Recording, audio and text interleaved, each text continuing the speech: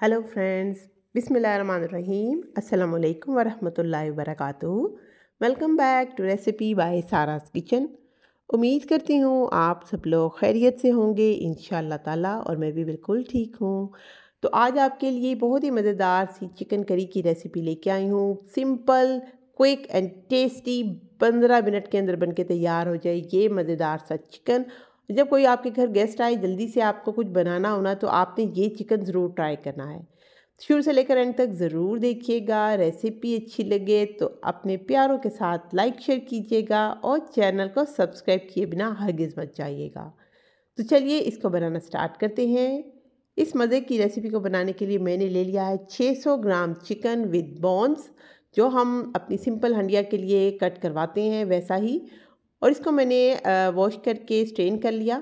Marinate करेंगे half teaspoon हल्दी, 1 teaspoon salt, half teaspoon लाल मिर्च पाउडर, साथ में हाफ़ टी स्पून कुटी हुई लाल मिर्च ऐड करेंगे, 1 टीस्पून धनिया पाउडर और 1 टीस्पून ज़ीरा पाउडर इसमें ऐड कर दीजिए, मज़े की खुशबू आएगी।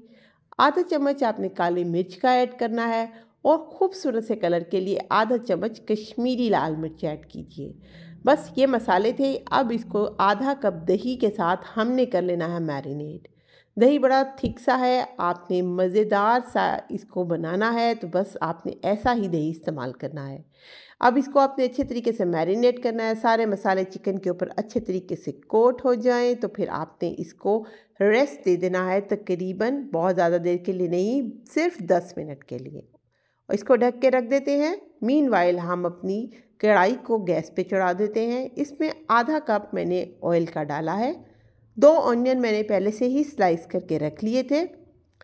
साबुत गरम मसाले कुछ डालेंगे, 2 इंडियन बे लीव्स, बड़ी इलायची, थोड़ी सी छोटी काली मिर्च और साबुत ज़ीरा। बस इनको वेट करेंगे, जब जैसे ही ये क्रैकल हो जाएंगे तो हम 2 प्याज जो हमने पहले से काट के रखे थे वो हम इसके अंदर ऐड कर देंगे। तो ये मसाले जो ही क्रैकल हुए, मैंने इसके अंदर प्याज ऐड कर दिए। आप ज़्यादा देर मसालों को भून नहीं सकते वरना वो उछल जाते हैं।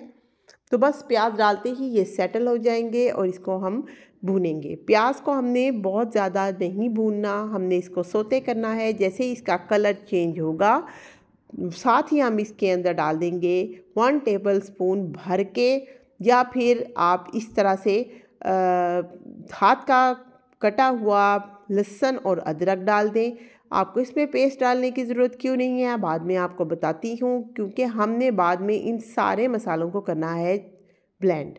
तो हमें ज़रूरत नहीं है कि हम इनको बहुत बारीक बारीक काटें या हम इनको पीसें, हम इनको सिर्फ भूनेंगे।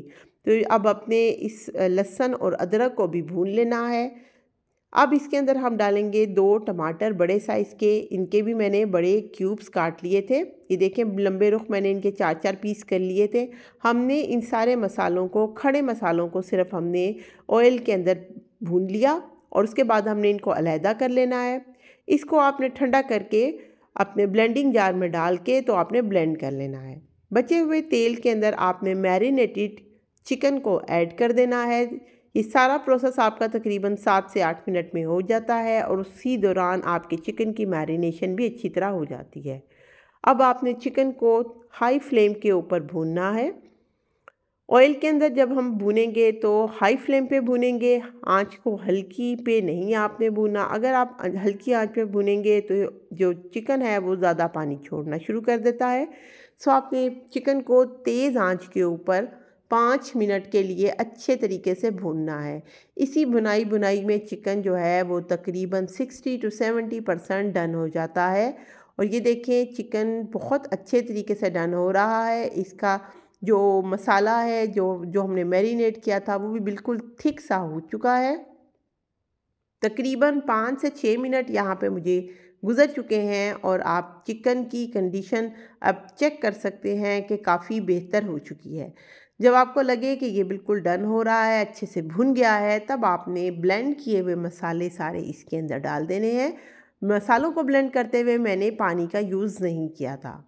सो हम इसमें अभी तक हमने इसमें पानी का यूज़ एक पॉइंट पे भी नहीं किया। ये बात आपने ध्यान में रखनी है। करी तो बनेगी, लेकिन करी बनाने के लिए हमने इसमें पानी का यूज़ अभी तक नहीं किया।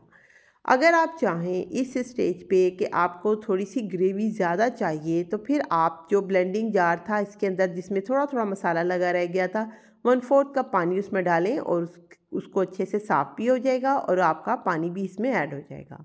तो बस अब आपने इसको तकरीबन 5 से 6 मिनट इसके साथ अच्छे तरीके से पका लेना है, क्योंकि जो हमने मसाले बनाए थे उनका इसमें फ्लेवर आना बहुत ज़रूरी है। कवर करके रखेंगे 5 से 6 मिनट के लिए और जैसे ही 6 मिनट गुजर गए तो मैंने इसका कवर हटाया। माशाल्लाह से हमारा जो सालन है वो बिल्कुल पक के तैयार हो चुका है। ये आप देख सकते हैं ऑयल भी इसमें से अलहदा हो गया है। सारी मसाले जो है वो करी के अंदर बहुत अच्छे से मिक्स हो चुके हैं।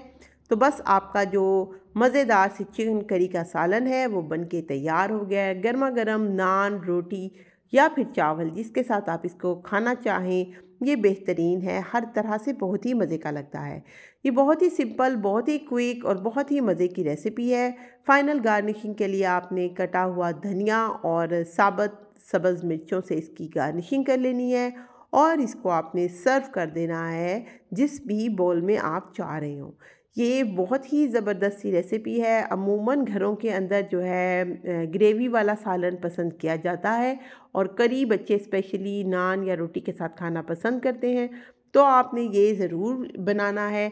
मैंने फ़ाइनल गार्निशिंग के लिए इसके ऊपर कटा हुआ अदरक और थोड़ी सी सब्ज़ मिर्चें काट के डाल दी थी, क्योंकि मुझे थोड़ा से स्पाइसी पसंद है। आप चाहें तो इसको स्किप भी कर सकते हैं, लेकिन ये बहुत ही ज़बरदस्त सी रेसिपी बन के तैयार हो चुकी है। रेसिपी अच्छी लगी हो तो प्लीज़ इस पॉइंट पे मुझे लाइक शेयर ज़रूर कीजिएगा और चैनल को सब्सक्राइब किए बिना हरगिज़ मत जाइएगा।